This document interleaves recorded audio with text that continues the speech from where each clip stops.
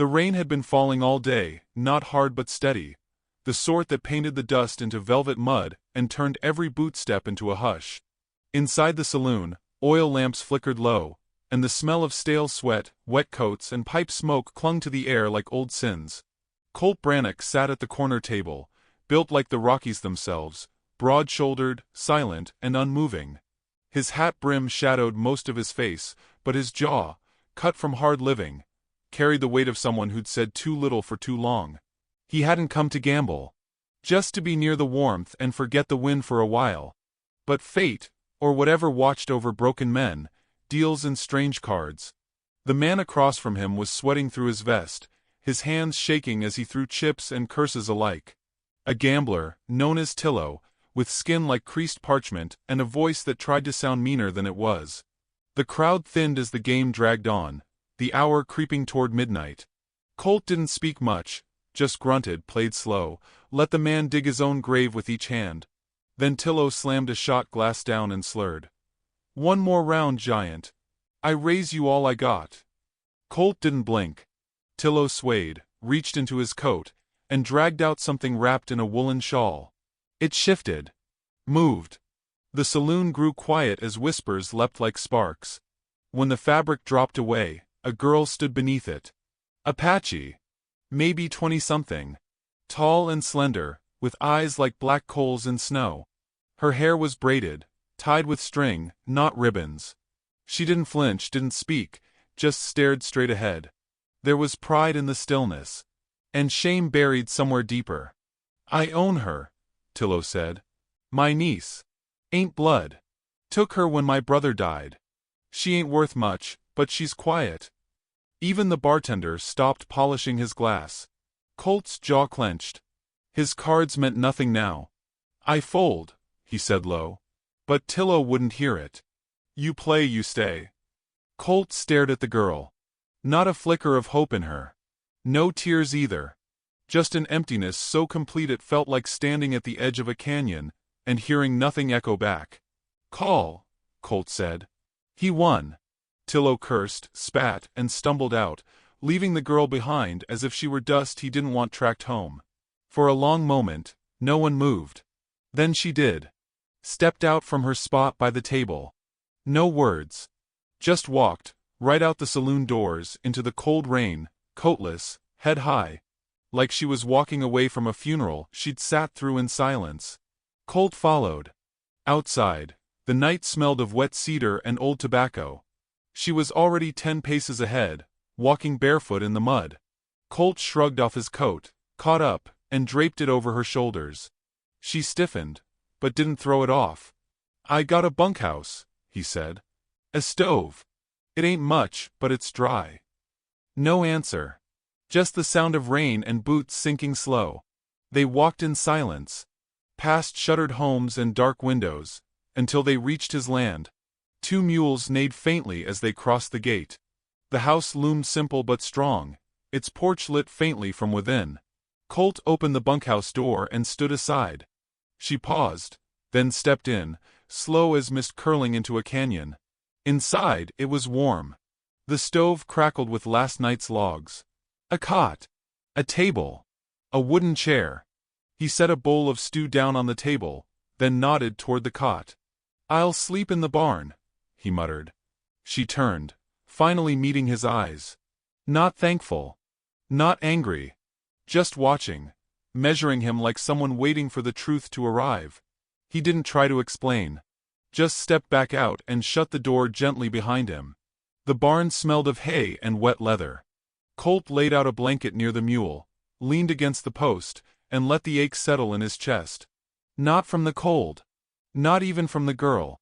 From something deeper, a tiredness that had no name. He dreamt of fire. Of running through fields with someone laughing beside him. A memory that didn't belong to this life. By dawn, the sky was washed in pale gold, the rain gone but the ground still soft. Colt returned to the house. Found the door unlocked. She'd eaten the stew, folded the blanket. The coat was hung neatly on the peg. She stood near the window, hair unbraided now, eyes soft but unreadable. "I'll ride you to town if you want," he said. She looked at him. then looked away. By mid-morning, word had spread. He bought her. Someone sneered near the general store. She's Apache, another said. What if her kin come looking? Colt ignored them, kept walking. But Mercy Giles, the old herbalist, met his eyes as he passed her porch. You didn't win a girl, son, she called out. You were given a soul in chains. That night, he set another bowl of food down, then left without a word. The next evening, she was still there. She'd cleaned the stove, swept the floor, moved her cot nearer to the fire. They didn't speak. On the third night, she brought in fresh herbs and left them on the table. A quiet thank you, or perhaps a gesture of her own code. The town kept whispering. A boy spat at Colt's boots and ran. A woman at church clutched her child tighter when they passed. But inside that quiet house, something was shifting. One night, Colt returned from fixing the paddock fence to find his dinner warmed. She didn't speak, but her presence was no longer a ghost. It was like the hush before snowfall. Not empty, just sacred. He handed her a book from his shelf. She turned it over in her hands but did not open it. The next morning, he found a braid of her hair hanging beside the doorway, Apache's sign of trust or remembrance. He wasn't sure which, but he felt it. Like something had taken root. Still, every shadow near the hills made his shoulders tense. Every rustle of wind carried the weight of what might come. And one night, just before sleep, he saw her sitting by the fire, her fingers wrapped around his old tin cup, watching the flames. Not crying, but not cold either. He watched from the doorway, heart half in his throat, and thought, this ain't a girl who needs rescuing. She just needs space to choose. And he would give her that. Even if it cost him everything. Because whatever game fate played that night, this wasn't about poker anymore. It was about what a man does, when given something no one else saw value in, and whether he could become worthy of it. The first week passed like fog in the canyon. Quiet, thick with unspoken things and never fully lifting. She moved like a shadow with intention, neither meek nor defiant. Just present. Her silence wasn't empty. It was a weight she carried, wrapped around her like the wool shawl she now wore every morning when tending the chickens.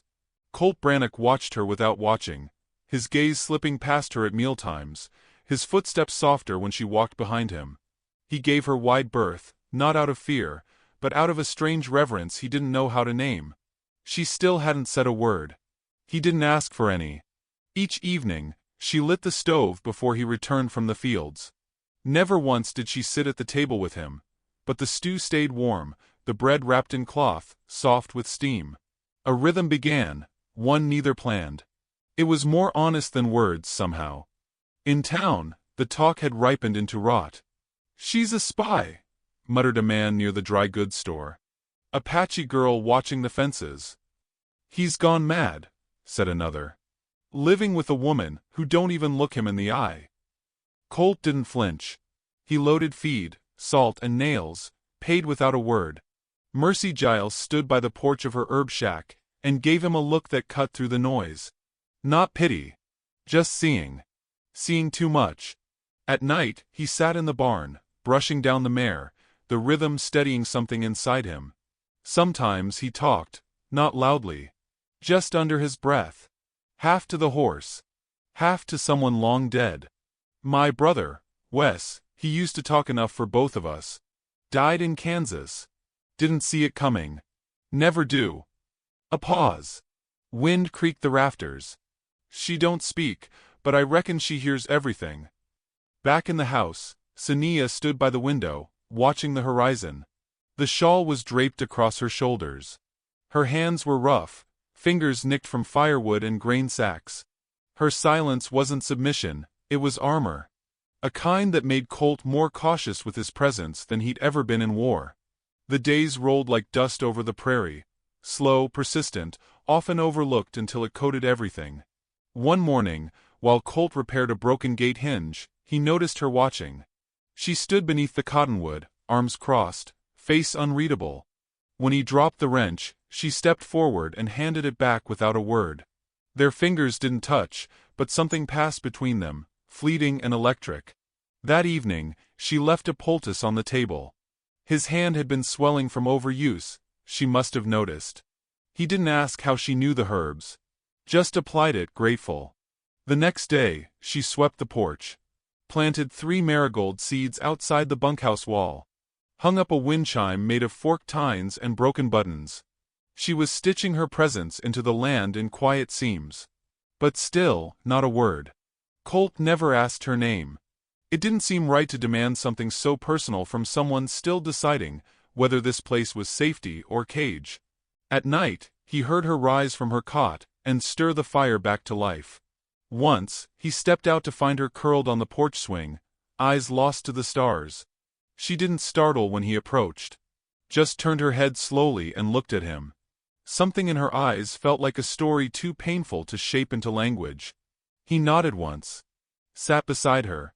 Not close, not far. They listened to the crickets. The wind brushing the roof.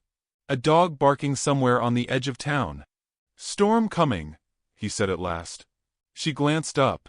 Then looked back down. The next day, she mended his old shirt and laid it over the chair. Later, Mercy Giles came knocking. The old woman's boots were caked in mud, and her gray braid hung over one shoulder. "Heard the girl's still there," she said, stepping inside like she'd been invited. "She stays because she wants to," Colt replied. "Him," Mercy hummed, peering toward the bunkhouse. "Some things grow better when you don't talk them to death." He waited. She looked him square in the eyes. "But if you care for her, make sure she don't think she's invisible." With that, she handed over a jar of tea leaves. "Help her sleep.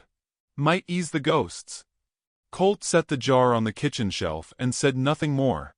That evening, he built a small fence around the marigolds she planted. Sania came out and stared at it, then at him. Still no words. But she bent, gently adjusting the soil, and that was enough. A few nights later, thunder rolled in, low and heavy. Lightning forked across the plains. The horses kicked and whinnied in the barn. Colt ran out barefoot to calm them. When he returned, soaked through and shivering, she had hot coffee waiting. Her shawl draped over the chair beside the fire. She pointed to it, then looked away. He sat. Dried his hands. Drank in silence. Then, out of the hush, her voice came, barely above breath. "They gave me to him after my father refused silver." Colt didn't turn. He just stared at the fire, waiting. "Uncle Tillo. My mother. She walked into the river 2 winters ago. My father said he had nothing left to trade but me." The words sat between them like fragile glass. "You don't have to say anything," she added. "I won't," Colt answered, quiet as snowfall. She rose then, and before walking back to her cot, whispered, "Sania." It was the first time he knew her name. The silence after felt like prayer. Outside, the rain slowed to a hush. The wind stilled. And Colt, staring into the fire, felt something shift inside him. Not thunderous, not immediate. Just a soft turning. A door inching open in a long-abandoned house. By morning, she was gone from the cot. He stepped outside in panic, then stopped. She was feeding the chickens. Humming softly to them. She saw him and didn't look away. He nodded once. She nodded back.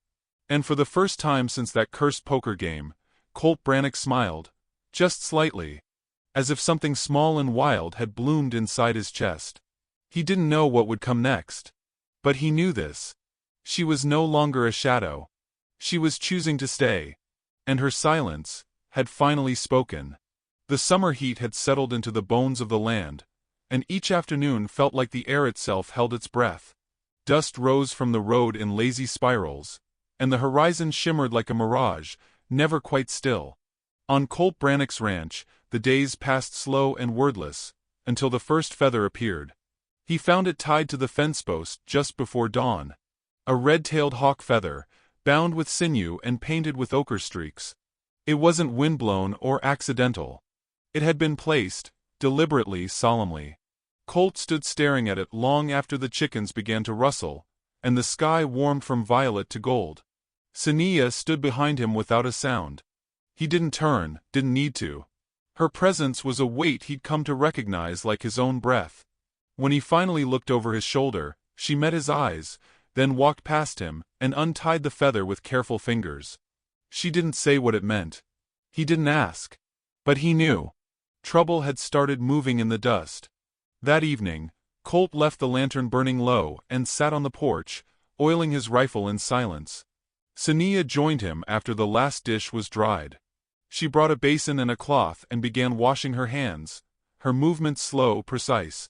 The air between them carried something taut and wordless. Neither looked at the other. "I don't want to fight," Colt said. Sania didn't stop wringing the cloth. "Then don't pick one."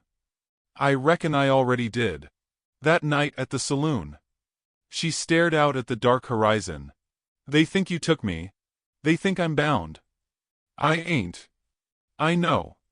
Silence again, heavier now. Later, she lit sage in a clay dish and set it by the door. Colt didn't ask the meaning, but the smell curled through the house like memory. Bitter, earthy, familiar to a part of him he hadn't known existed. The next morning, he saddled his horse before first light, eyes scanning the ridgeline. Just beyond the hills, smoke rose in narrow strands. Not campfire. Signal. He watered the mare, jaw clenched.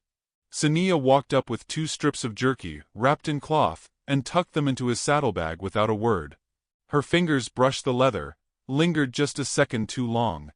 "Ride with me," he said suddenly. She blinked. "Where?" "Doesn't matter." A pause. Her hand dropped. "If they find you with me, they'll think you stole me." "They already do." She shook her head. "You don't understand what they'll do." "I understand more than you think." A gust of wind passed between them, as if the land itself exhaled. "I won't run," she said, softer now. "But I won't hide either." That night, Colt dreamt of fire again. But this time, there were voices. A child laughing. A man shouting. The dream slipped away like mist before he could catch it. He woke before dawn. The house was quiet. But outside, the world had changed. Hoofbeats. Near and heavy. He rose, rifle in hand, and stepped out. 3 riders sat on the ridge, silhouettes against the rising sun. One dismounted, approached slow and deliberate.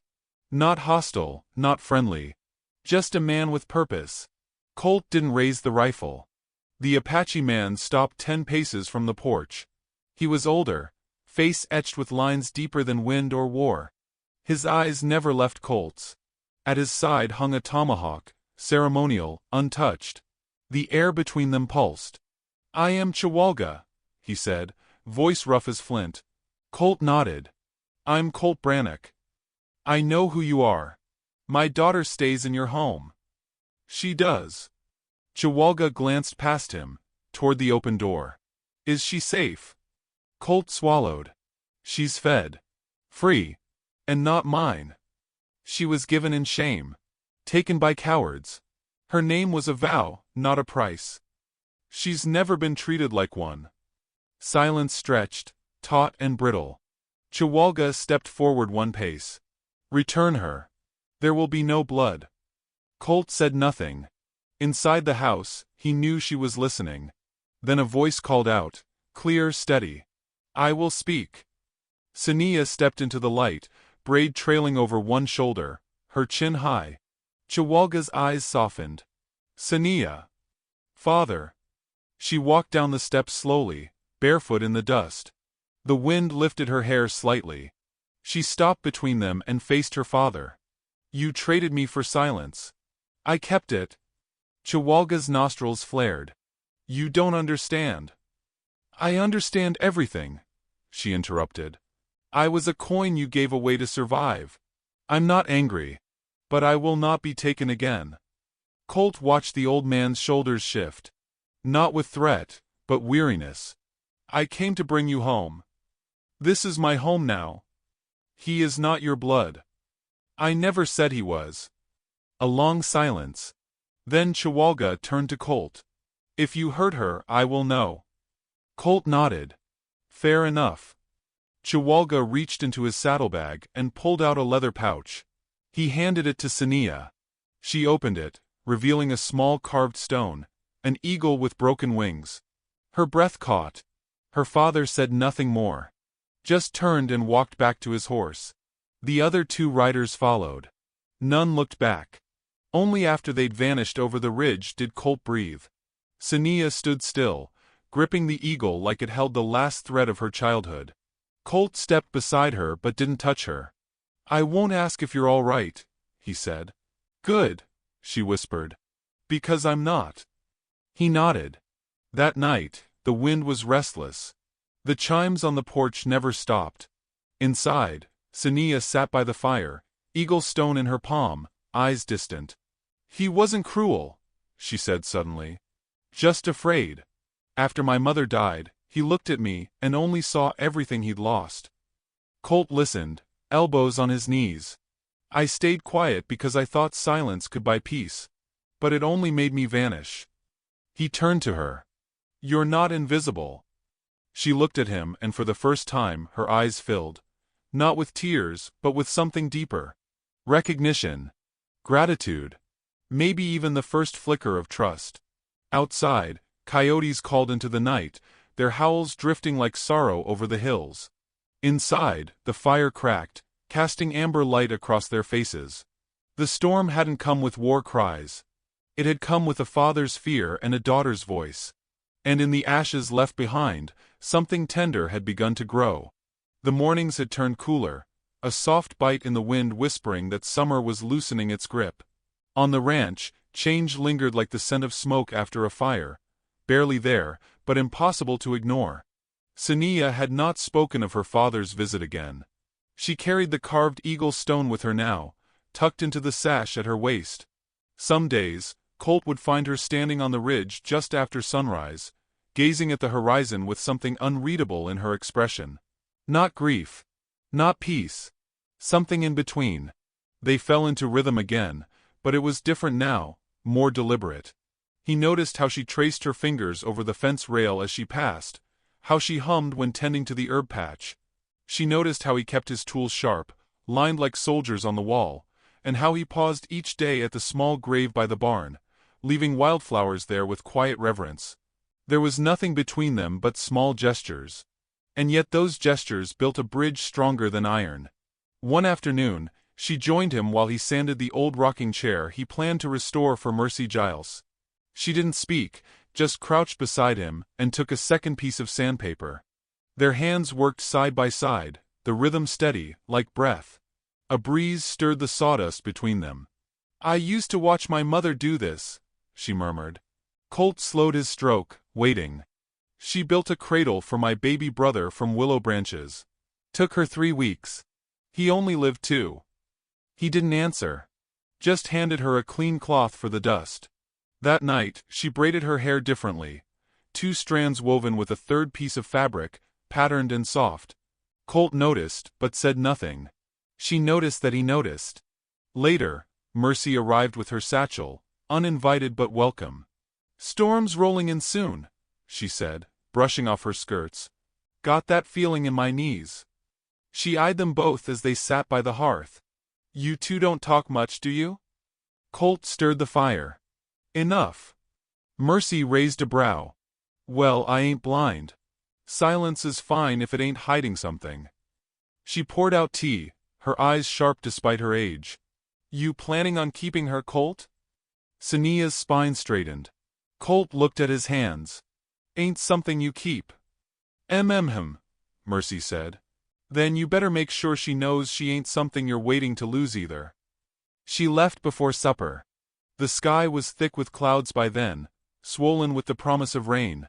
That night as thunder grumbled in the distance, Sania stood by the barn doors, watching lightning scatter across the plains.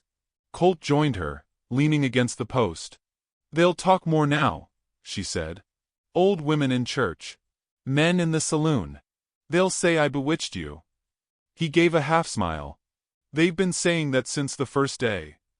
Sania glanced at him. "Does it bother you?" He shook his head. "Not their talk. Only thing that'd bother me is if you ever left without a word." She didn't reply, but her eyes softened. Rain came down later, hard and sudden. They stayed inside, sat across from one another with only the crackle of fire and the drum of rain on the roof between them. "I dreamed of the river last night," she said, voice low. He looked up. "In the dream I was walking in, wearing all my clothes. Water up to my chest. But I wasn't cold. I wasn't scared." "What did you feel?" "Light." The word hovered. "Then you woke," Colt said. "No," she answered. "Then I turned back." The next morning, she brought out her mother's old beads, black and green stones strung on hide. She wrapped them around the post of the porch. "For protection," she said. "For who?" he asked. She hesitated. "For us." 2 days later, the trouble came. Colt had just returned from town with grain and fencing wire when he saw the mare skittish, ears pinned. The gate had been tampered with, one hinge broken clean. A strip of red cloth was tied to the tree by the well.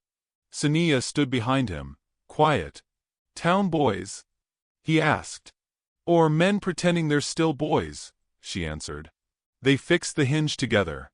No panic. Just preparation. That evening, Colt posted himself by the porch with his rifle.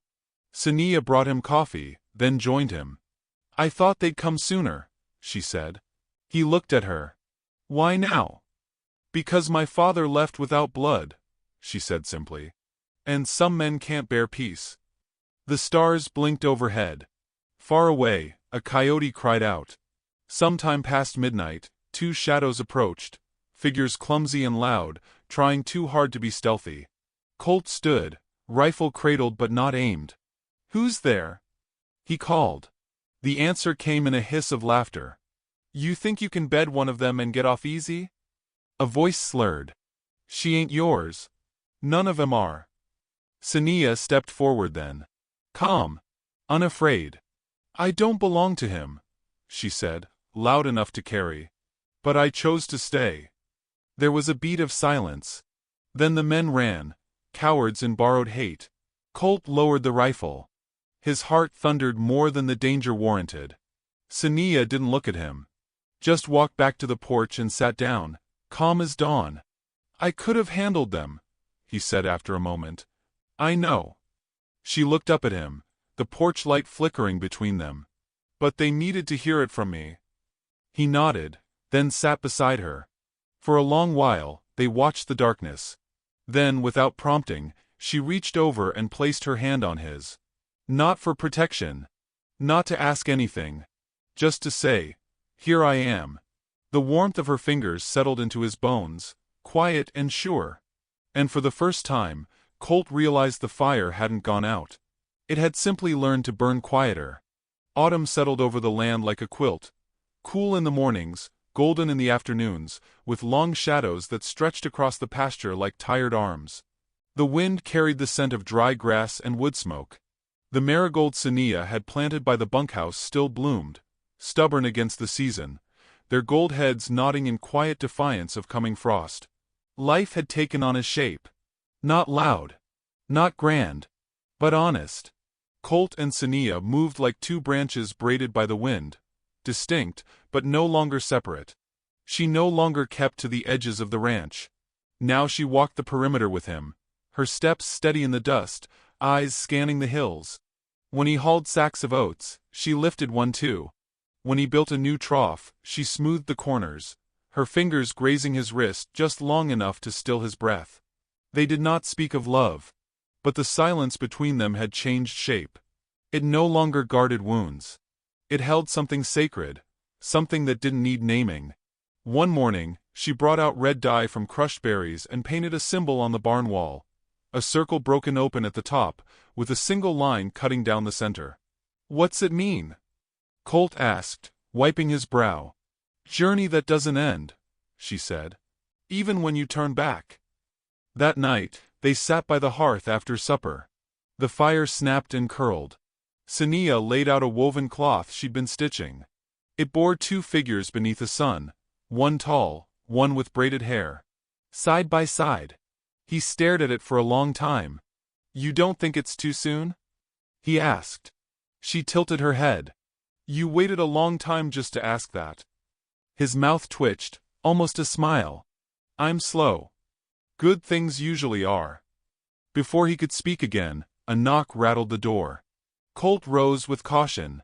No one came unannounced out this far. He opened it to find the sheriff standing beneath a half-moon sky. Behind him, two other men shifted uneasily on their feet. "We got trouble," the sheriff said, voice low.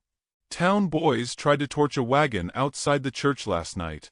Said it was time someone did something about that Apache girl and her giant." Colt's hands curled into fists. "We're not here to threaten," the sheriff added quickly. "But you ought to be ready. Might be others with more fire than sense." "I don't run," Colt said flatly. "I know." The sheriff glanced past him, saw Sania at the table, her back straight. "But folks talk like wildfire. You remember how fast that spreads." After they left, Colt closed the door and leaned against it, the weight of the world in his shoulders. "I'll leave if you ask," Sania said softly. He looked at her, eyes dark. "I'd burn this place before I let you walk out afraid." She stood, crossed the room, and placed something in his hand. Her mother's necklace, black onyx beads and a single white feather. "This was meant to be worn when choosing a husband," she said. "I wore it once when I was 10. Just to feel what it meant to hope." Colt held it like it might crumble. "Sania," he breathed. "I choose now," she said. "And I choose slow. But I choose." He stepped forward, gently wrapped the necklace around her neck with calloused hands, the feather resting at her collarbone like a vow. And then for the first time he kissed her, gentle, hesitant, more breath than pressure. She leaned into it. No more waiting. Later that week, Mercy Giles helped stitch a dress, cream linen with blue piping. Sania wore it barefoot, standing beneath the cottonwood tree, its leaves gold and whispering. Colt wore his only coat without holes, hair combed, boots polished. They said no vows, only looked at each other and nodded. Mercy said a few words, mostly poetic, mostly about rivers and roots. The wind blew gently through the valley, like it was bearing witness. In town, some folks murmured. Some spat. A few smiled. But none dared approach. That night they danced in the field. Music played from a wind-up box Mercy had brought. Just the two of them. Under stars. Their laughter quiet, real. The next morning, Colt awoke to find Sania sitting on the porch, hair loose, her hand resting on her belly. She looked over her shoulder and smiled. He joined her without asking. Just held her hand. Not everything had healed. But something had begun. A few weeks later, a young boy from town rode out, red-faced and breathless. "There's fire near the West Ridge," he panted. Colt and Sania rode hard, hearts pounding. They crested the ridge to find two boys, barely men, setting brush alight near the paddock. One held a torch, the other a pistol, shaky in his hand. Colt dismounted slow. "Drop it," he said. The one with the pistol sneered. "She don't belong here." Sania dismounted too. "I belong wherever I stand." The boy raised the pistol. Colt didn't move. But Sania stepped forward, her voice steel. "You won't shoot. Not because you fear me, but because deep down you were raised better." The boy's hand trembled. He lowered the gun. Colt took it from him without a struggle. Stamped out the fire with his boots. The boys fled into the brush. No words, no fight. Later, standing among the smoke, Colt turned to her. "How did you know he wouldn't shoot?" "I didn't," she said. "But I couldn't let you die proving them wrong." That night, she placed his hand on her stomach again. "You'll teach him different," she whispered. "Won't you?" He nodded. "Every day."